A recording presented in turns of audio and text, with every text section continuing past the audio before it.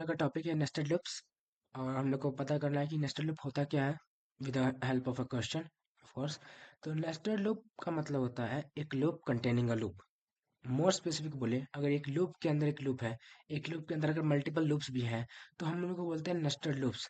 ठीक है। तो नेस्टेड लूप कोई अलग सा टॉपिक नहीं है पाइथन में। पाइथन का एक सब टॉपिक कह सकते हैं इसको, क्योंकि ये और कुछ नहीं, बस लूप के अंदर अगर हम लोग कहते हैं तो बस एक नाम दे दिया गया है nested loop and nothing else.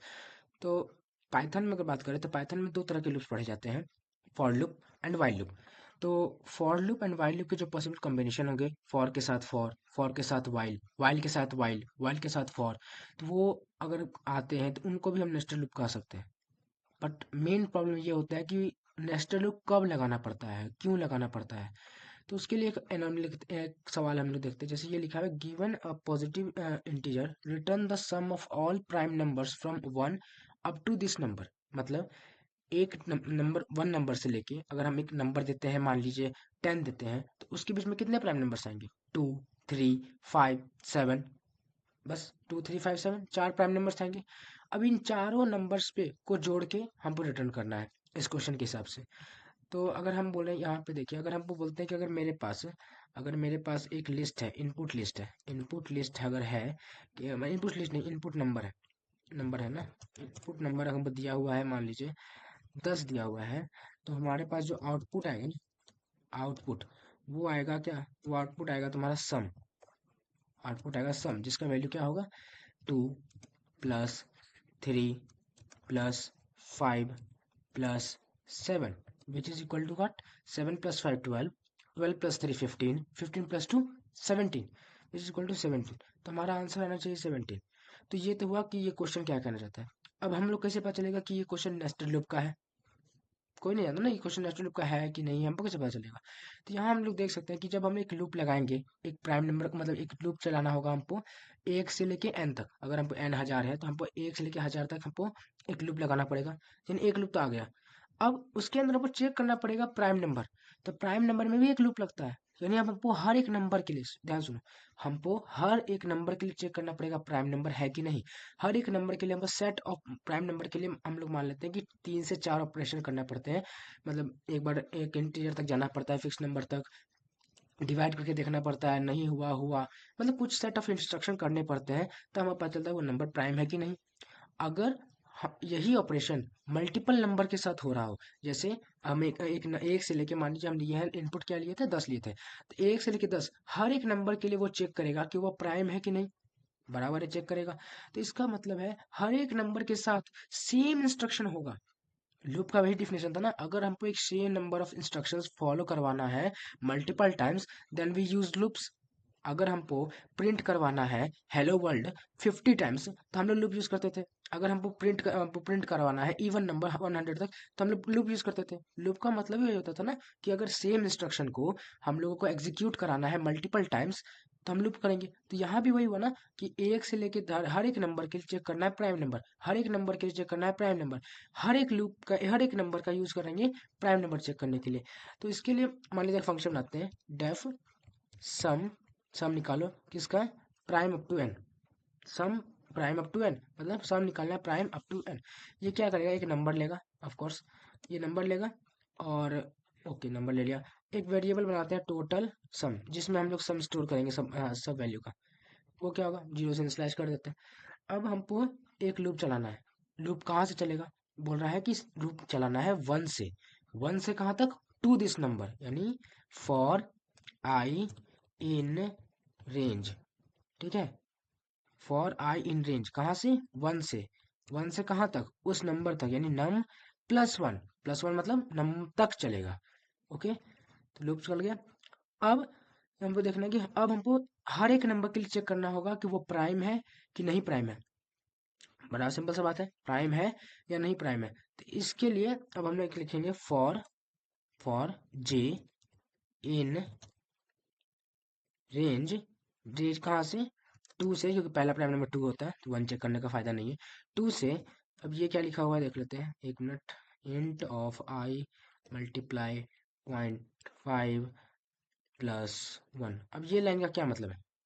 Force जानना पड़ेगा ना, हम थोड़ा देख के इसको पास ले लेते हैं। पास मतलब अभी रुक जाओ, अभी लिखना है, ठीक है। तो इस लाइन का मतलब क्या है, इंट क्यों लगाए, प्राइम नंबर के लिए हम लोग इंट क्यों लगाए। तो ये तो इसका जवाब देते हैं क्यों लगाए।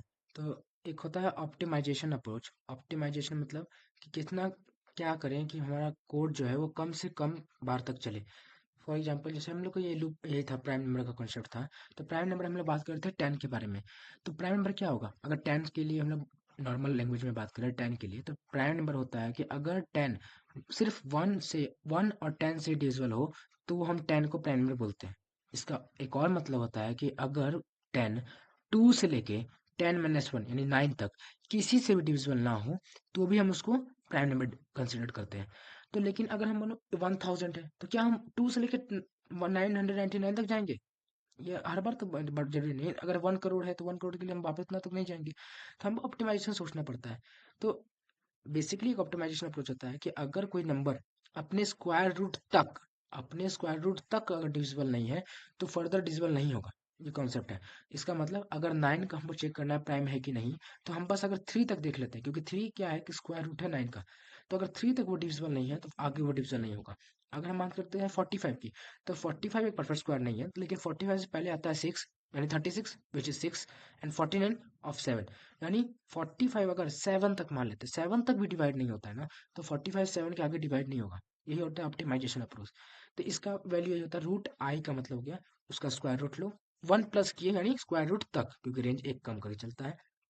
अब इसको इंटीजर इसलिए किए क्योंकि इंटीजर का रेंज फंक्शन जो होता है वो बाय डिफॉल्ट इंटीजर वैल्यू लेता है। फ्लोटिंग वैल्यू पर वो एरर शो करता है, तो हमको एरर नहीं लाना था इसलिए हम वहाँ पे इंटीजर शो किए। अब यहाँ क्या करना है, तो अब हमको यहाँ देखना है कि क्या क्या हमारा वो जो नंबर जिसके लिए हम चेक कर रहे हैं वो डिविजिबल है जे से, क्या वो जीरो है। अगर एक बार भी जीरो है तो ब्रेक कर दो। अगर हम लोग को पता चल गया कि वो नंबर एक बार डिवाइड हो जाता है, हमको पता चल गया कि 10 2 से डिवाइड हो गया, तो हम फर्दर क्यों सोचे करें कि 3 से हो रहा है, 5 से हो रहा है कि नहीं हो रहा है। 2 से अगर पता चल गया हमको डिवाइड हो गया तो हम आगे चेक नहीं करेंगे, हम बाहर आ जाएंगे। और एक कोड होता है फॉर एल्स। वो क्या करता है, एक मिनट बता देते हैं, एक कोड लिख लेते हैं।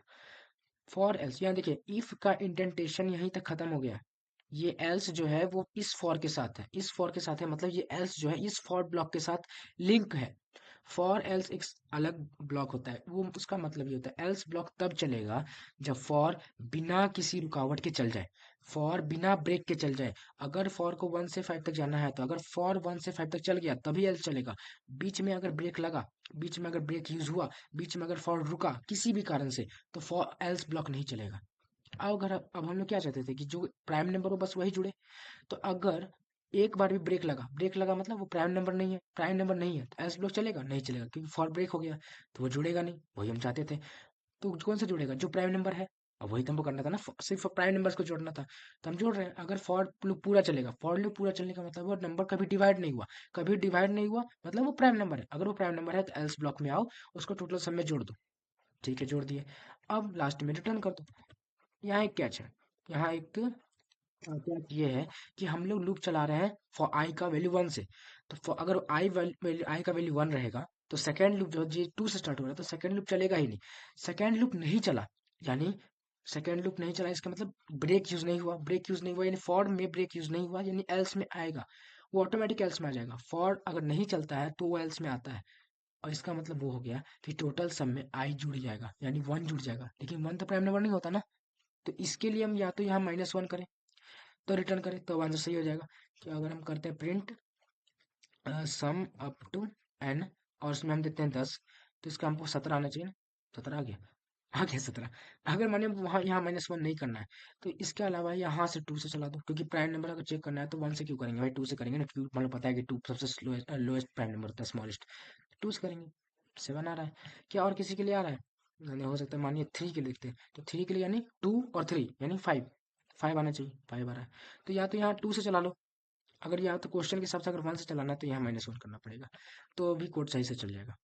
होप सबको समझ में आया कि प्राइम नंबर कैसे निकलते हैं। यहाँ नेस्टेड लूप क्यों लगा, क्योंकि हर एक नंबर के लिए हमको एक बार सर्टेन सेट ऑफ इंस्ट्रक्शन, ये जो सर्टेन सेट ऑफ इंस्ट्रक्शन है फॉर से लेके एल्स तक हमको हर एक नंबर के लिए चलाना पड़ रहा था, इसलिए हमको एक लूप लगाना पड़ रहा, इसलिए फॉर के अंदर एक और फॉर आया, इसीलिए इसको नेस्टेड लूप कहा गया। तो होप सबको समझ में आ गया नेस्टेड लूप का टॉपिक। See you.